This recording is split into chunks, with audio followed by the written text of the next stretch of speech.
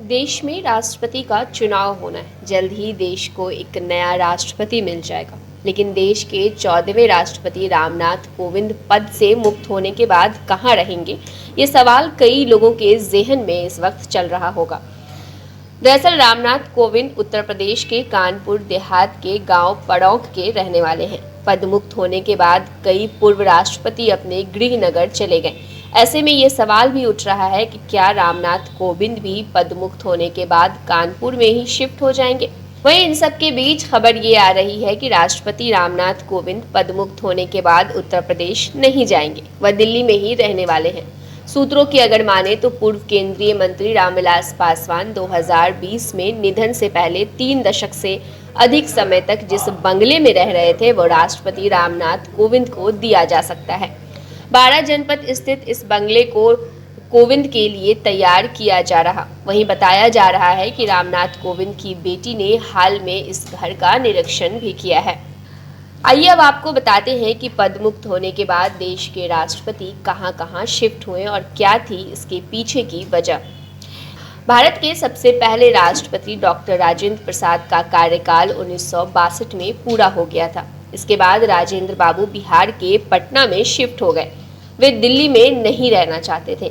वहीं भारत के दूसरे राष्ट्रपति एस राधाकृष्णन 1962 से 1967 तक देश के सर्वोच्च पद पर रहे। पद मुक्त होने के बाद वह चेन्नई शिफ्ट हो गए। वहीं अगर बात करें तीसरे राष्ट्रपति की तो देश के तीसरे राष्ट्रपति डॉक्टर जाकिर हुसैन थे। इनका कार्यकाल 13 मई 1967 से लेकर 3 मई 1969 तक रहा। डॉक्टर जाकिर हुसैन का राष्ट्रपति पद पर रहते हुए निधन हो गया था।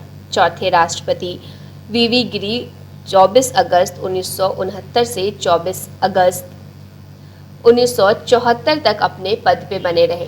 पद मुक्त होने के बाद वीवी गिरी चेन्नई चले गए। वहीं 5वें राष्ट्रपति की अगर बात करें तो देश के 5वें राष्ट्रपति डॉक्टर फखरुद्दीन अली अहमद थे। इनका भी निधन पद पर ही रहते हुए हुआ। 11 फरवरी 1977 को पद पर रहते हुए डॉक्टर फखरुद्दीन अली अहमद का निधन हो गया।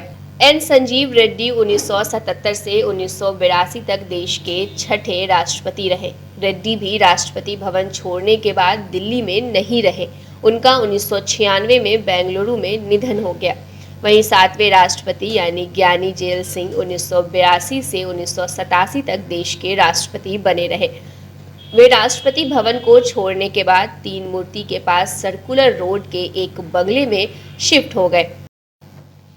वहीं 8वें राष्ट्रपति के रूप में आर वेंकटरामन 1987 से 1992 तक देश के राष्ट्रपति रहे। वे पद मुक्त होने के बाद चेन्नई चले गए। वहीं 9वें राष्ट्रपति डॉक्टर शंकर दयाल शर्मा 1992 से 1997 तक देश के राष्ट्रपति बने रहे। वे दिल्ली में सफदरगंज रोड स्थित बंगले में रहे। वहीं उनका निधन 1999 में हो गया। वही बात करें अगर 10वें राष्ट्रपति की तो के आर नारायण राष्ट्रपति पद पर 1997 से 1902 तक रहे। वे राष्ट्रपति पद छोड़ने के बाद लुटियन दिल्ली में ही रहे। 11वें राष्ट्रपति एपीजे अब्दुल कलाम पद से मुक्त हुए तो उन्हें सरकार ने 10 राजाजी मार्ग का बंगला आवंटित किया। वहीं 12वें राष्ट्रपति प्रतिभा पाटिल देश की 12वीं राष्ट्रपति थी। कार्यकाल पूरा होने के बाद वह पुणे चली गई और वहीं एक घर दे दिया गया। 13वें राष्ट्रपति यानी प्रणब मुखर्जी देश के 13वें राष्ट्रपति थे। पद से 2017 में मुक्त होने के बाद प्रणब मुखर्जी 10 राजाजी मार्ग के बंगले में रहीं और यहीं उन्होंने अंतिम सांस ली। वहीं बता दें कि भारत में पद से मुक्त होने के बाद पूर्व राष्ट्रपति के रहने के लिए सरकार एक घर देती है। इसके लिए नियम यह है कि सरकार को पूर्व राष्ट्रपति की सेवा से मुक्त होने के बाद राजधानी में केंद्रीय मंत्री को आवंटित होने वाला बंगला ही आवंटित करना होता है। अगर उनकी मृत्यु हो जाए तो वह बंगला उनकी पत्नी या पति को मिल सकता है।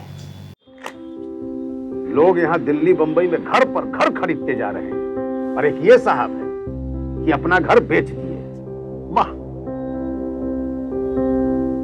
रिटायरमेंट का पूरा पैसा लगा दिए थे दिल्ली में घर लेने के लिए। अरे बाबूजी, तो अपना एक नया घर खरीद भी तो रहे हैं ना। नया घर खरीद रहे हैं? कहाँ? पूर्णिया में। पूर्णिया में? हाँ। अरे बाबूजी, दिल्ली बंबई में घर खरीदना अच्छी बात है, लेकिन अपने घर पे घर खरीदना बड़ी बात है। देखिए, पूर्णिया में पनोरमा सिटी और पनोरमा हाइट दोनों जगह का ऑप्शन उपलब्ध है। देखिए और बुक कराइए। मतलब अपने शहर में अपना घर? जी बिल्कुल। अब कीजिए घर वापसी पूर्णिया के पैनोरमा सिटी और पैनोरमा हाइट में। पैनोरमा सिटी और पैनोरमा हाइट, आपके शहर में आपका अपना घर।